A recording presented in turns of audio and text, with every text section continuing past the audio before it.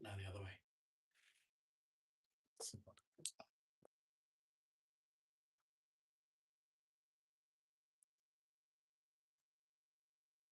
More? Yeah, that's better. It was really my eyes. So More? that's okay. That's it? Yeah, That's okay? yeah. Oops. It's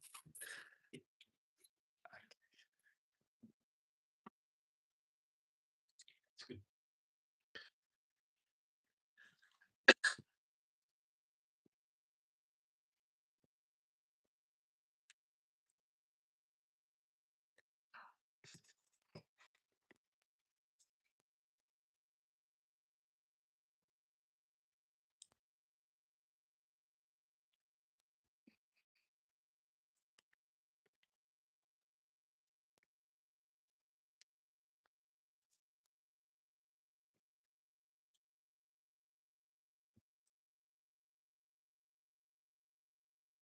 And we're live.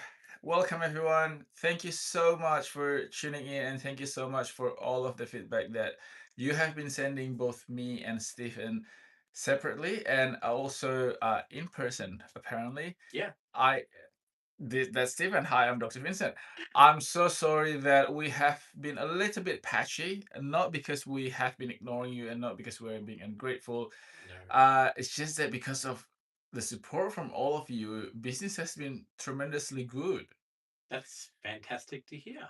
Yes, but that doesn't mean that we should not be committed and be called out whenever we haven't been able to upload the episode on time. Although I have to say, last week was not my fault. I do a mea culpa for everything else, but last week was not my fault. And Substack, if you're hearing this, you let us down last week. Although the features that they just added to the soft kind of in-house editing software and recording studio has been great. Luckily for me, our producer and co-host Stephen handles all of that, so I just need to show up and talk. Yeah. So hi everyone. I'm Stephen. For anyone who hasn't been tuning in for the last something like 30 episodes. There are a lot now.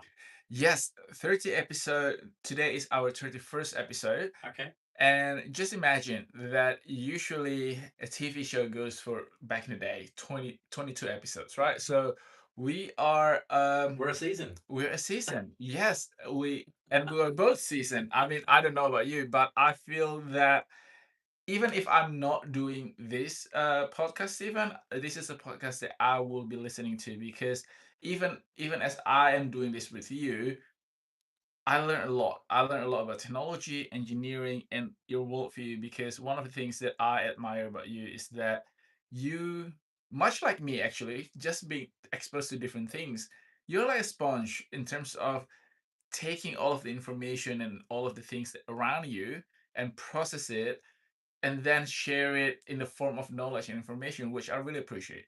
Oh, thank you. That's so nice. But we are here for all of our listeners.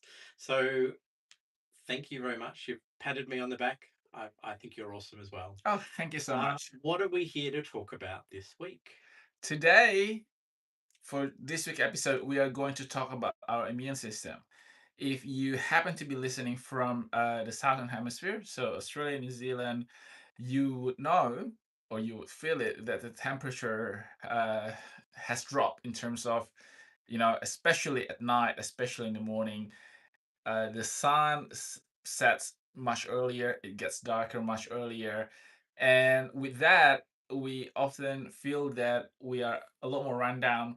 We catch cold and flu and all of the Yeah. cough and everything around us easier. And it's almost like viruses and bacteria, they work on schedule. And Mm. I just find it very funny that comes June, they're all like it's almost like they're being given a marching order to like just infect us. But that coincides with obviously the recirculated air in the office building, for example. Yeah. If you heat the air, the drier air, and just the fact that we spend a lot more time indoors compared to the warmer months. Mm. But it doesn't mean that for those of you who live the northern hemisphere, or for those of you Aussies who are currently enjoying your Euro summer, that doesn't mean that this episode is not relevant to you, because I just spoke with my colleagues in our Chicago office in the US. The fact that the 4th of July is coming up and there's a lot of parties and events, Yeah, which yeah. and if inevitably put you in the middle of the crowd, your interaction with people, the Lots close of contact, yelling, there's a lot of shouting. yelling, shouting, being happy, being silly. So those are the things that can also make you sick. So that's the reason why I think when you pitch the idea of talking about immune system and how we handle not being sick, I Yeah, think that's very, very, very timely. yeah. So, the immune system, it sounds like it's something that we should be looking after. Uh, what is the immune system, though? Can you give us a layman's overview of how our immune system works and what are the important parts? So there are many aspects of our immune system. For example, something that we probably are very familiar are white blood cells. Hmm. That's really, really how do I say, significant arsenal in our weaponry to attack and kill viruses, bacteria, to overcome this invasion of foreign bodies Yeah. in our body. So they're like the soldiers. They're like the soldiers. They're like the infantries that are being dispatched in order to make sure that they maintain the integrity of our homeostatic system. There also a system called macrophages. So macrophages is basically the cells in our body that literally consume and eat foreign bodies. So bacteria, germs, microbes uh, that can cause issues if it's being left unchecked. So Okay. we classify this harmful microorganism as a pathogenic organism. So even things like uh, microorganism that doesn't really fall into viruses and bacteria, we call it germs, but that's a layman term. But in biological term, we label them as pathogenic. So it causes us to actually get Okay. sick, because we have trillions of bacteria in our body at any given time.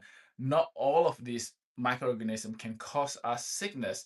Some of them just parts of our ecosystem. They're just hanging They're out. just hanging out. Yeah. It's Seeing the world when we travel. yes, you. This is the reason why I always say that you are never alone.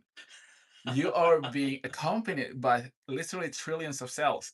So the issue is that when we get sick, when our immune system is not up to the task, is not on the top of its game, these bacteria that most of the time are harmless can become harmful because Uh-huh. of the overpopulation.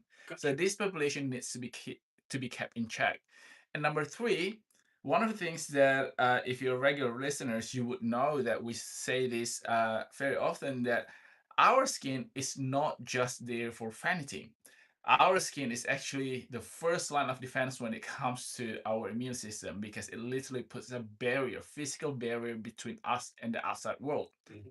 And like many parts of our body, it also hosts trillions of bacteria.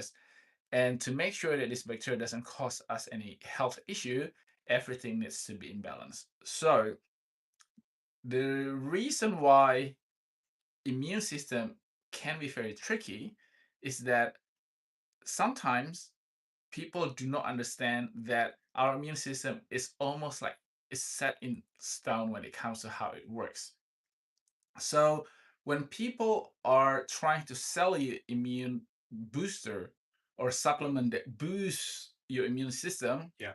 that should be the first sign for you to run away, far, far away Okay. from that marketers, Yeah. because we don't want our immune system to be boosted. We do not want our immune system to be stronger. We just want it to work normally and properly. Okay. Because what happens when your immune system gets too strong or is being boosted, that is biologically known as autoimmune disease. Because that's when your immune system gets so strong Yeah. and out of control and start attacking your own It body. starts fighting the wrong things. It starts fighting good things. Yes, Yeah. which is our own body, and that can cause virtual, arguably a virtually harder Mm. sort of health issues because you're literally dealing with your own system instead of the foreign bodies that is being caused by exposure to bacteria or virus. Yeah.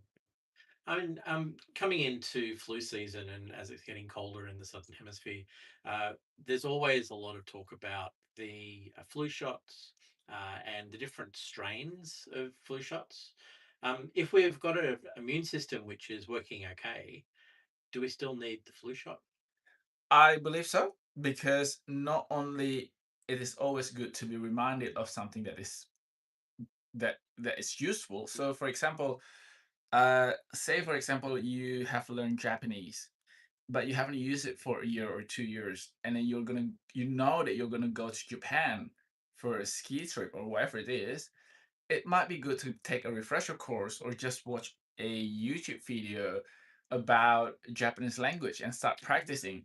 So your immune system is like that. So Arigato gozaimasu. though it doesn't much there. So that's basically that's your welcome by the way. That that is basically how I boil it down when it comes to vaccine. It is a training course. For some people, it's a refresher course. Mm. But at the same time, just because it's a flu virus classification doesn't mean that the variety and the strains are the same. There could be different strains every year. There could be different strains in different parts of the world because flu virus, the influenza viruses are very, very adaptable and mutatable. So whenever it replicates, whenever it sort of kind of copy itself, it will try to avoid the the vaccine that it has been exposed. Just as we learn, they also learn. That's the tricky part of influenza viruses. And just again, say for example, if you learn Mandarin and you learn one dialect, if you go to different part of China, they they have different dialect and you might be able to understand a little bit, but to fully fluently speak that dialect you need another course. Ah, see, And that's basically I'm that really this enjoying is really good. the laugh if today. if if you need to watch the upload of this video because I know that currently you cannot watch Stephen, but he's just making faces, so you really have to watch the upload, which is this Thursday. So vaccination is something that is very important because it is a reminder for our immune system to to to to prepare them for from the upcoming attack. It is inevitable. Yeah. I really do think that whenever people said, "Oh, I'll just try my best to be healthy, so I don't need a vaccination," but vaccination is something that will keep you healthy, that will give your immune system its best chance to fight off these diseases. And not only that, recent studies have shown that the number of immunization or vaccinations that you have in your life correlates to the lower risk of developing Alzheimer and dementia. Oh wow. And you might think that, okay, correlation doesn't mean causation. That is correct. However, this happens over 70 years. So there are 70 years of data points across a large population.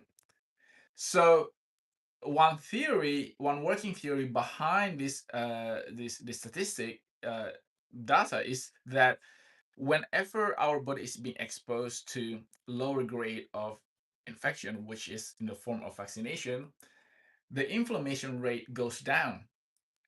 And Right. while science cannot fully understand or hasn't fully understood and cannot fully explain the reason and cause behind dementia and Alzheimer, one thing that they have in common in all of these different theories is that it is being triggered and being made worse by inflammation.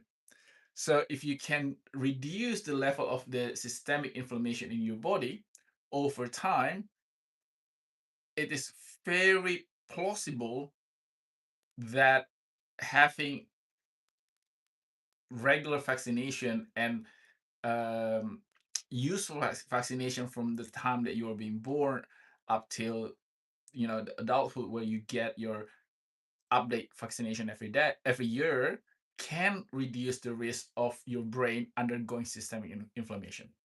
Oh, interesting.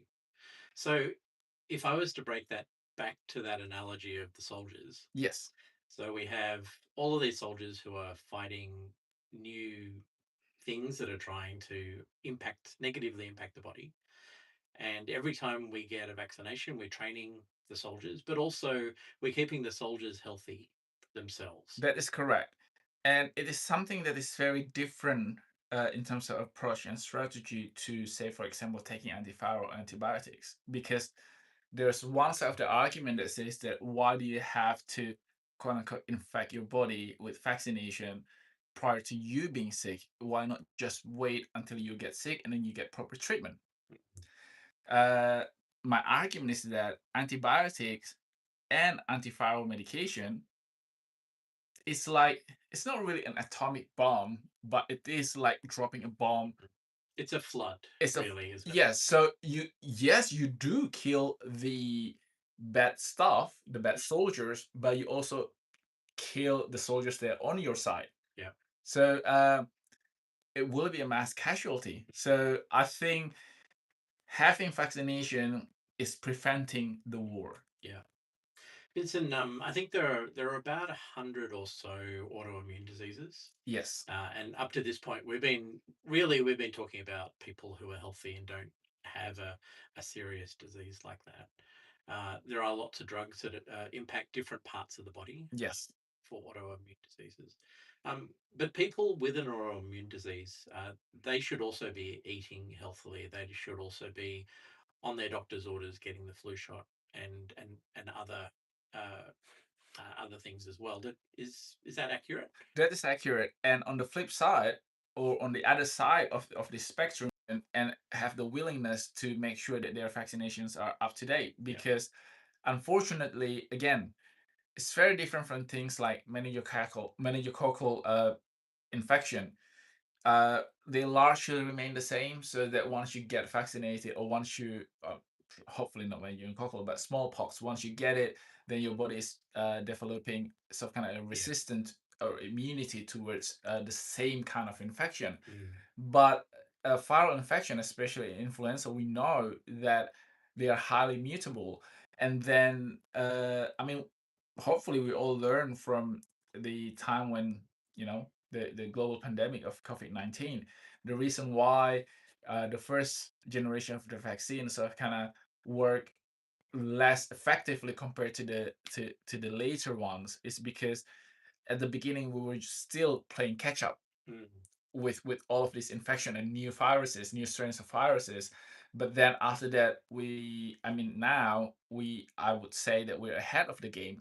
We tried and have successfully predict the next mutation, and therefore uh, put in place a vaccination that can help deter that infection. I guess similar in a way to the flu shot, which is a Exactly. very similar sort of science, Yes. and adding particular things that impact a European strain that was seen last season in Europe, and we'll potentially get that strain here in Australia as well as people travel the globe. That's basically just like fashion. Exactly, fashion and Yes. flu shots. And flu shots. Yeah, Yep. that could be the name of this episode. Yep, and I really do think that people who speak about science on social media, people who claim themselves as health experts, should be uh, the people who make vaccination fashionable again, because Mm.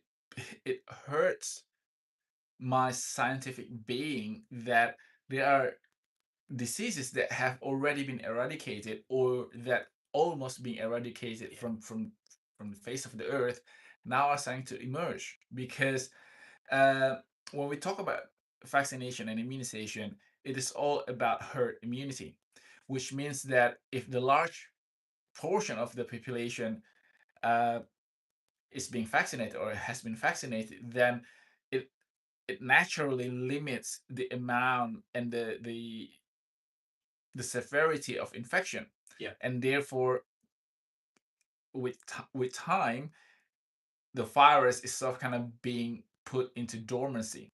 Mm. However, uh, we need to make sure that we all take accountability and personal responsibility, because if all of us say that, okay, well, other people will do it, then nobody will do it.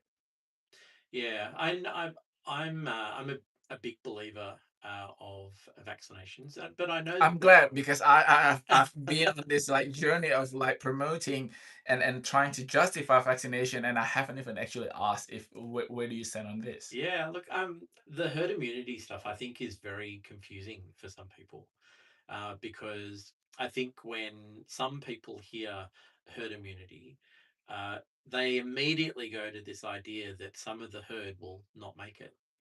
No, this That's is not not what herd. natural selection. That's not.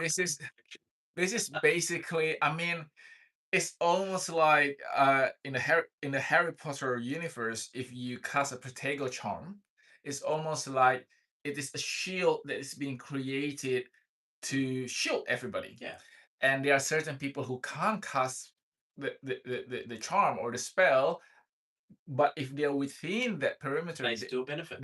they still take benefits, they Yeah. still enjoy the benefits. But for those who are able, should cast this charm. Look at us moving from one analogy to another analogy. Vincent, I know that there are a few people who don't necessarily believe in all of the vaccinations, just maybe some of them, maybe the ones like smallpox and mumps and tetanus, and there are certain things, and then there are some other vaccinations which are maybe a little bit more controversial. Controversial. Yeah. Uh, how can I, as an individual, make the best decision for me? I think I take your point when it comes to making the best decision for yourself, but I think the argument of vaccination gets a lot more complex and combative when it comes to infant vaccination or childhood Mm, vaccination, because the argument from my body my rights comes in play as well, because we're not talking about an individual choosing to be vaccinated or not. We're talking about sub, quote unquote subjecting your newborn mm, or your 2 months old baby yeah, to be vaccinated. And unfortunately, and I'm not blaming the medical society, you guys do a lot for us. But unfortunately, sometimes, and speaking from personal experience, sometimes the approach and the handling of the situation in the delivery suite, or after postpartum, after delivery, the delivery of the baby, can be very clinical and come across as being cold. yeah, You, and give, but potentially give new parents this idea that they don't have a choice. yes, and I do think that it all originated from that. A lot of people felt that they have this 30 seconds to decide, whereas I feel that, I mean, I obviously have never given birth, but I would imagine after giving birth, which, I mean, everybody would agree scientifically and medically and psychologically that it is a huge task, right? It's a very exhausting and demanding task biologically Mm. to do that. So, And emotionally and as well. emotionally, Yeah, so you're not at the right state of being to be given something that can cause argument. I really do think that this needs to be talked about, discussed during the pregnancy yeah, rather than prior to the birth. at the Yeah. delivery suite. That's number one.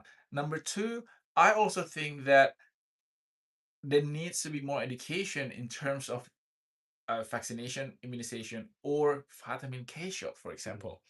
There is a lot of unnecessary hemorrhage issues and instances in the babies born in the US, because parents refuse the vitamin K shot after birth because they think that's vaccination, whereas vitamin K is very important to help with the blood clot. Right.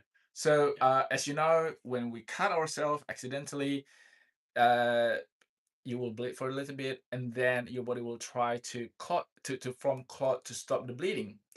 And one of the key ingredients to this ability is vitamin K. And Ah, biologically, through evolution, human babies, we sort of kind of lose the ability to synthesize that within our body whilst we're in the womb. So fascinating. it's very important for the baby to be given vitamin K shot, because we're not talking about you dropping the baby or the baby has some cut or something. Everything inside the baby's body is very fragile. So there are blood vessels that can rupture, for example, and the body is supposedly able to heal itself, but it needs all of the ingredients, and vitamin K is one of those ingredients. Wow. Wow. I learn something every time we have a discussion with you. I try, Stephen. Um, let's come back uh, to the adults listening to the podcast. We've been talking about the immune system. What are some of the things that you can do without taking a supplement or without taking or getting a shot that might help you boost your own immune system or keep your own immune system healthy? Keep keep hy- keep hydrated. You need to make sure that you drink enough water, especially during winter. Our body can sometimes be tricked into not drinking enough water. During the colder season, when we don't feel, when we're not sweating, when we don't feel hot, Mm. our brain sometimes think that, it's you're not thirsty, even though if you go to the toilet and urinate, the color of your urine is already yellow or dark yellow. So unfortunately, there is a gap in our brain mechanism in terms of making sure that we keep up with the hydration level. That's number one. I guess, and the way that I've trained myself to drink enough water is actually to think about my garden. So while the sun may not be out necessarily, if it's very windy, Yes, everyone who evaporation grows system. anything Yeah, will understand that the garden gets very dry. that is correct. And whether it's the wind that's pushing moisture out of your yard, or whether it's the wind drying out the leaves and decreasing the amount of moisture that the plant's able to take on, you still definitely need to water your plant Well, your during strategy winter. and plan and trait is a lot more sophisticated than mine. Mine was just basically putting a 2 liter water bottle just in front of me and making sure that I drink it throughout the day. So mine is very Well, archaic. that too. Yeah. Yeah. And number two, sleep. People underestimate the Mm. power of sleep. People really, really, really need to, ironically, wake up and realize that sleep is your superpower. I cannot I cannot offer stress and overstate the importance of your body taking that good quality reset time. And and a lot of us think that our body doesn't do anything when we're asleep. It's just rest. No, your brain back up all of the memories. Your brain is basically sending. It's almost like scanning your entire body and making sure that it deploys different types of substances, different types of hormonal, trigger, different types of peptide into different parts of your body depending on the need, including wound healing, including reducing the inflammation, fighting off foreign bodies, and making sure your circulatory system is up to scratch when it comes to blood oxygenation, when it comes to wound healing, as I said before, and delivering nutrients.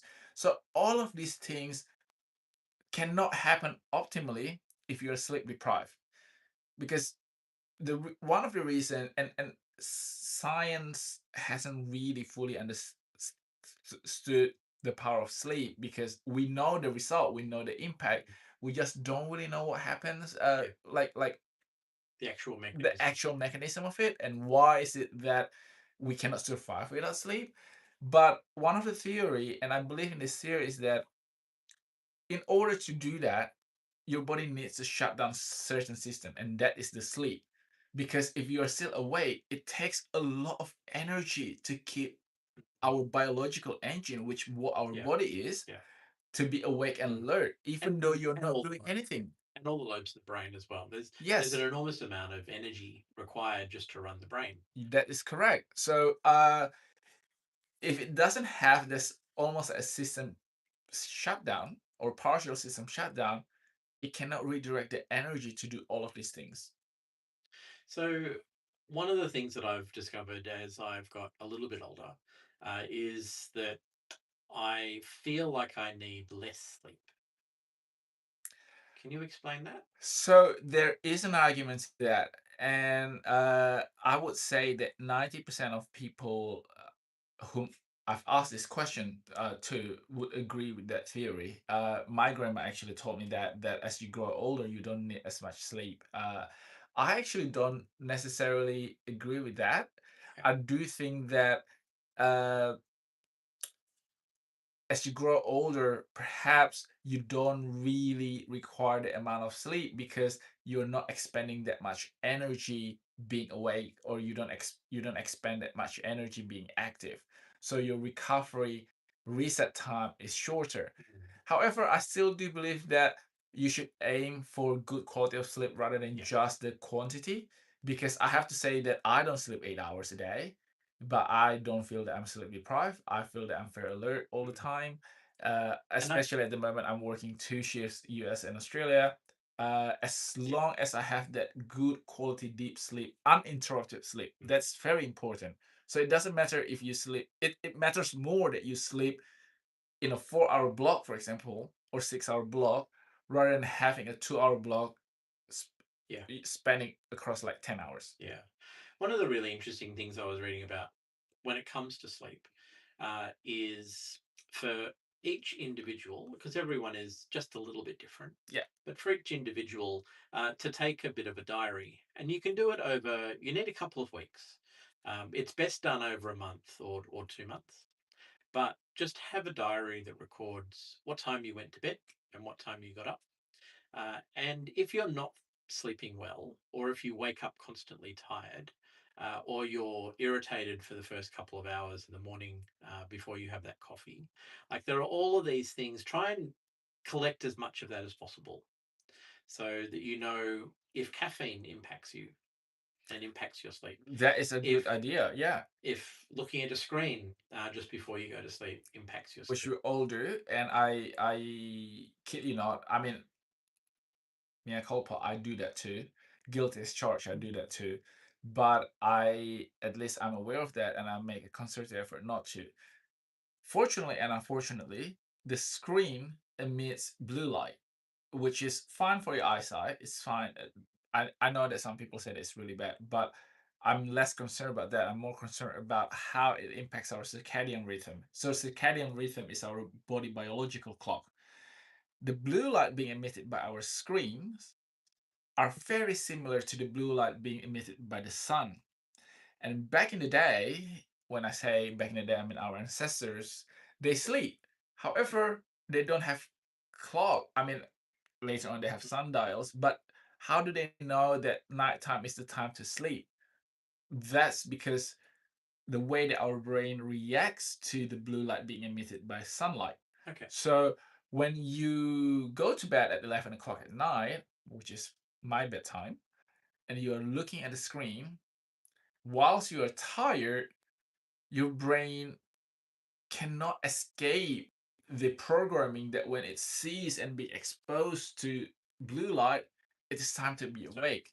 So that frequency that your brain then translates into, you need to be awake. That is correct. So this is the problem with looking at screens when we try Mm. to fall asleep.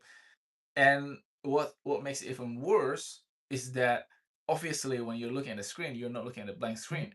You're looking at something that can be very stimulating, be it good thing or bad thing. Mm. There's still stimulants Yeah. to our brain, so it delays your sleep time.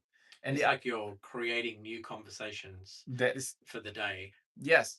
And there is another aspect to screens is that a lot of times when people, you know, wake up at 2 a.m. in the morning, be it to drink water, to go to the bathroom, whatever it is, right? And they tell me that oh, but I can't fall back asleep. My first question Mhm. is that, did you reach for your screen? Did you reach for your phone? And believe you me, 9 out of 10 times they would say yes, because I cannot Yeah. fall asleep. So you are doing something that's very counterproductive to your effort to fall asleep.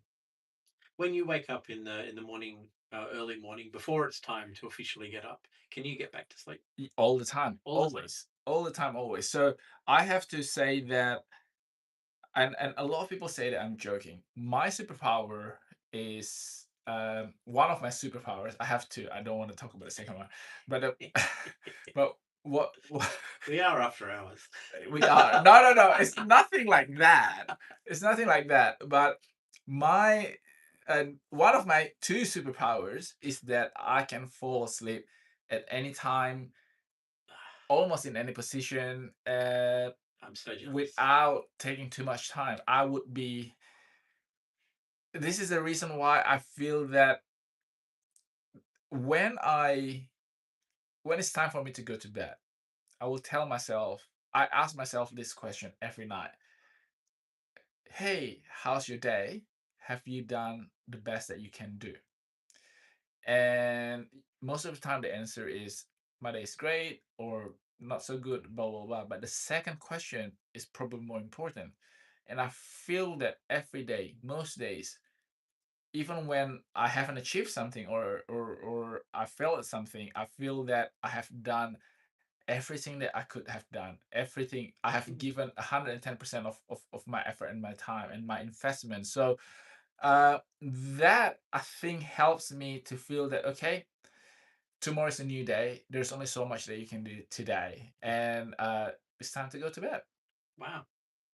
Look, I think that that's really insightful. I think that getting to sleep is a very common thing that people have just accepted, that they have trouble getting to sleep, and there may be some way for you to overcome that without having to see a doctor or So taking a I drug. I feel that, and obviously, if you do have insomnia or clinically diagnosed sleeping problem, you should speak to your Sleep. doctor. This is not something that you should just ignore.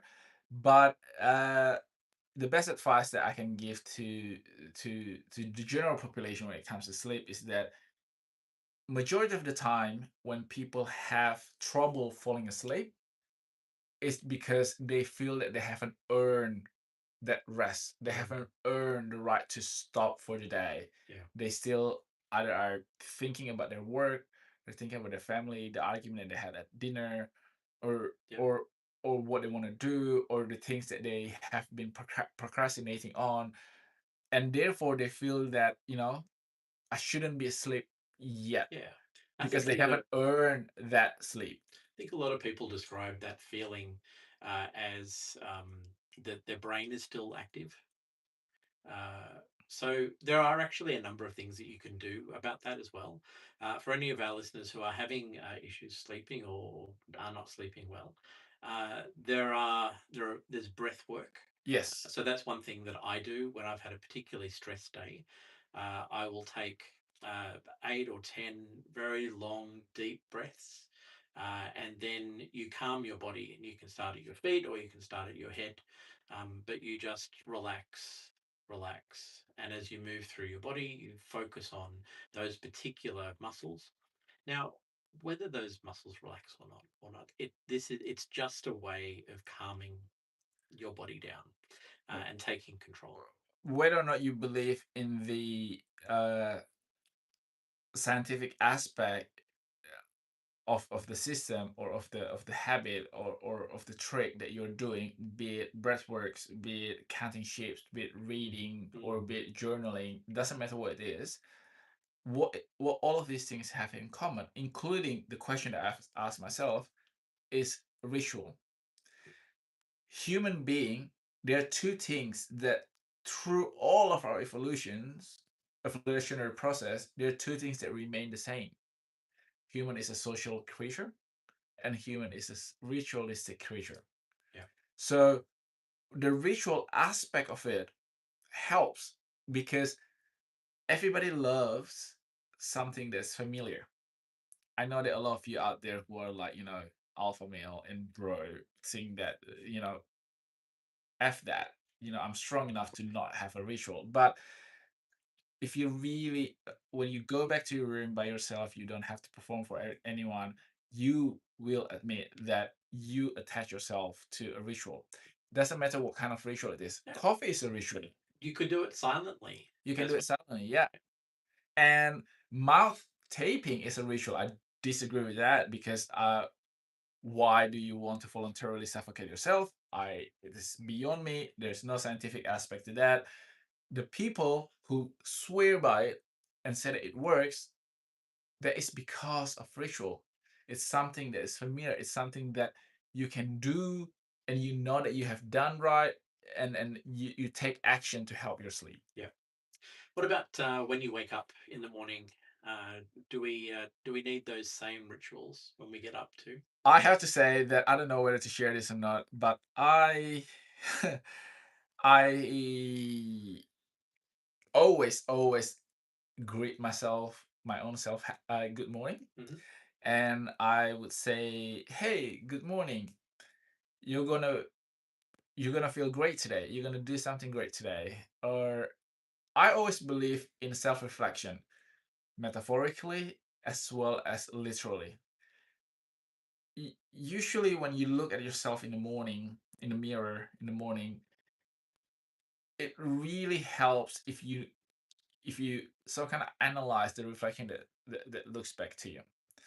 Are you the person you want to be, or are you a person that so kind of falls short of that? And I'm not talking about visually and the vanity aspect. I'm talking about, hey, Vincent, uh have you done something that makes you proud, or are you going to do something that makes you proud, or things like that?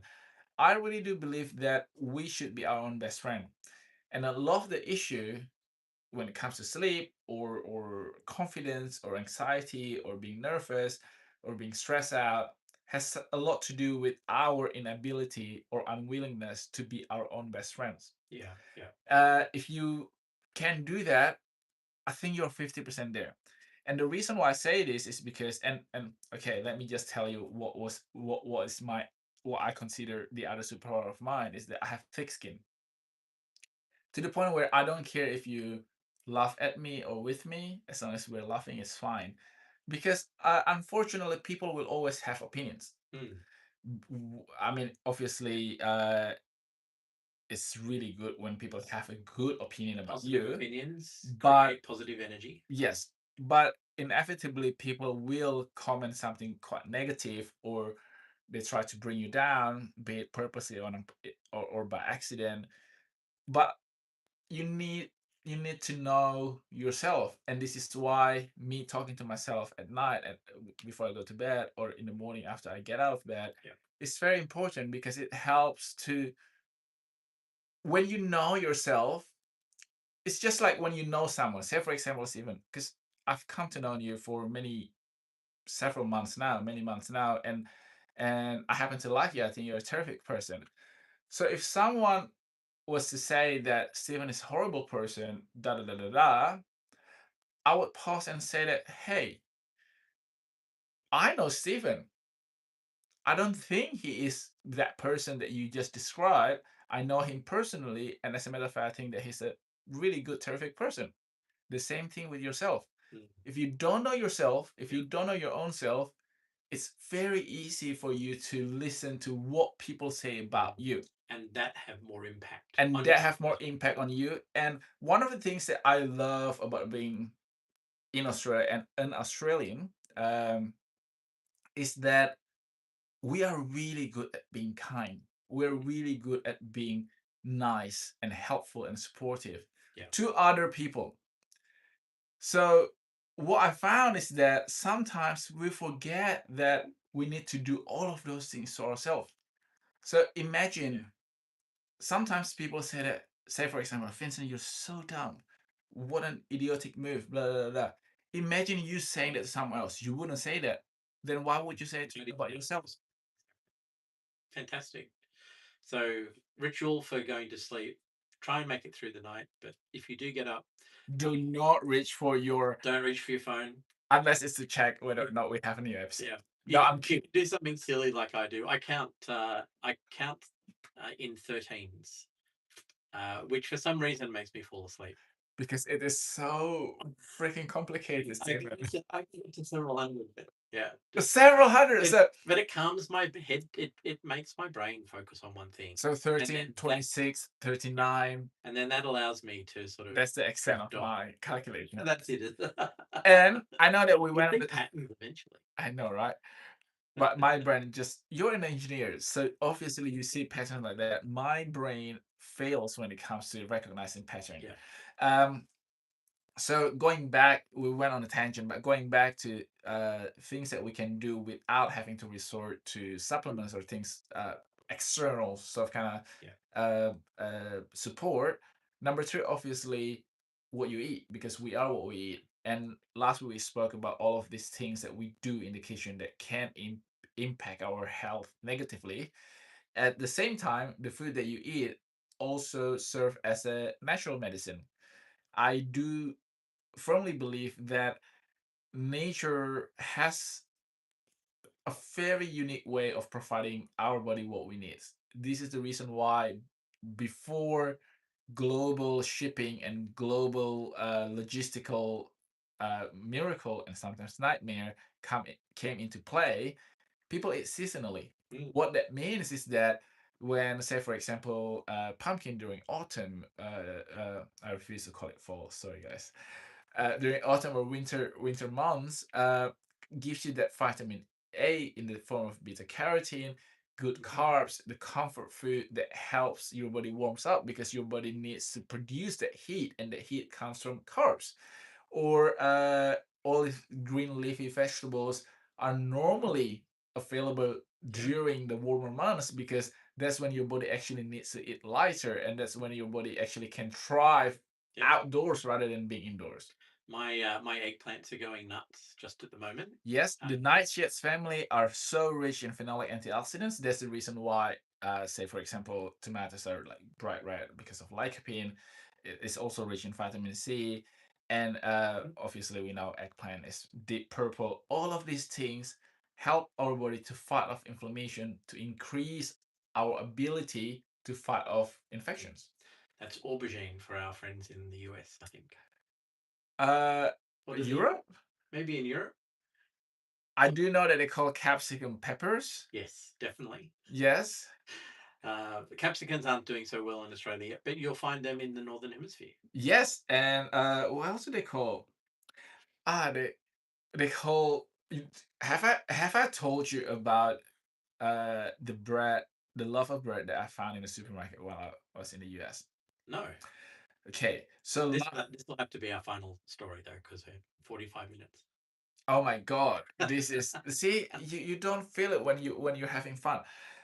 So the final story is that uh let me tie this back to what you eat determines whether you're healthy or sick, right? Because I found this loaf of bread in the supermarket, and I thought, let me just have this while so that say for example, I didn't if I didn't have time in the morning, I can just eat like a piece of toast because I always struggle with Vegemite.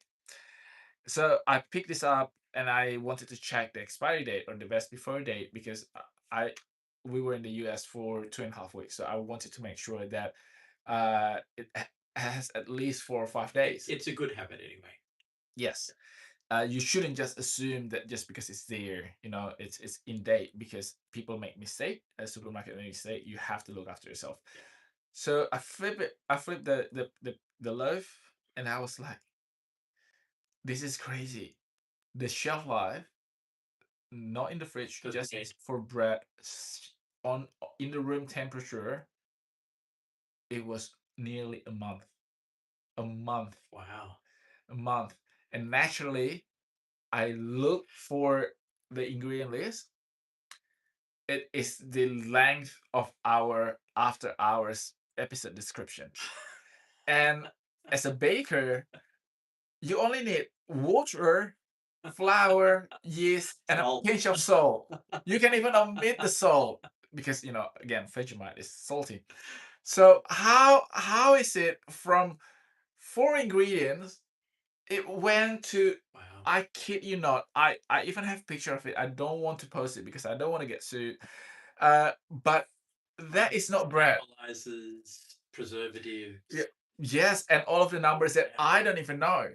I mean, I pride myself knowing the common code for food additives. These, Wow. some of them are new to me, Wow. not in a good way. So I guess the lesson for that is we need to eat well. We need to eat things that are good for us. There are some things in that instance that are convenient. So, we buy a loaf of bread at a supermarket because it's convenient, it's sliced. I But we still the need to problem look. about the problem that I have is not supermarket bread. I obviously, like, I'm not Martha Stewart. Buy bread when you can't make it. That's Mm. fine by me. But that was not bread.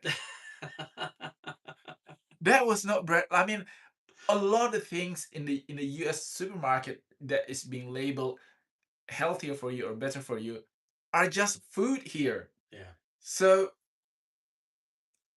I, thank goodness that they have such a low bar that when we went there, we suddenly appear so healthy. Yeah. Wow. Anyway, don't unsubscribe. We love you, our American listeners. But Yeah. seriously, your bread is, You can actually get good bread in the US, in a number of states as well. So you can, any listeners who want my list, I actually keep a list. but they are expensive.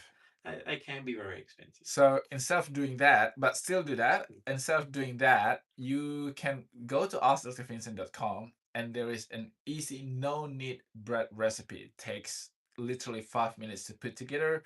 You can put it in the fridge, and the next day you don't need a fancy oven. You don't need a fancy Dutch oven, cast iron pot. You just literally put it on your baking sheet, leave it there for 35 minutes or 40 minutes, depending on how big it is.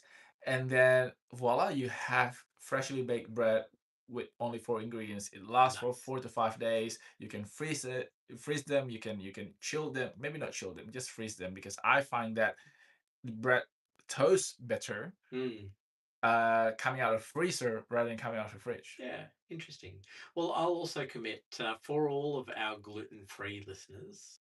I have a what I think is a very good gluten-free pizza base, and so I'll include that recipe in our next newsletter.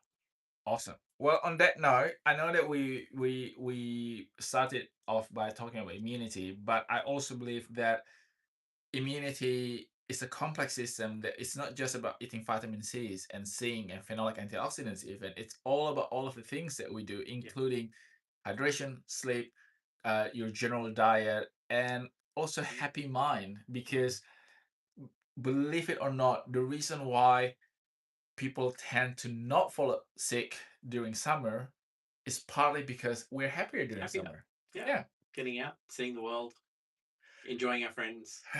For Keep doing that. I just did that because I know a couple of you who are actually watching at the moment who are in Europe. So I'm not very happy about that, but good for you. Anyway, thank you so much. Thank Thank you you. for tuning in. We will see you next week. Bye bye. Bye bye.